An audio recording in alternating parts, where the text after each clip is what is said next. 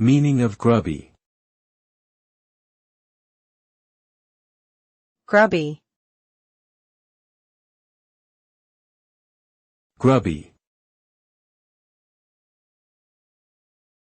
Grubby.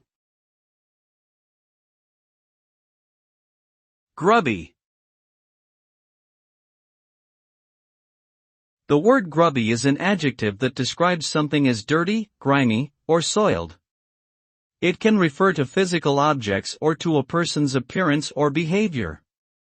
For example, a grubby shirt might have stains and dirt marks on it, while a grubby child might have messy hair and a dirty face. The word can also carry connotations of sloppiness or carelessness. Overall, grubby suggests a lack of cleanliness or neatness and can be seen as a negative descriptor in many contexts.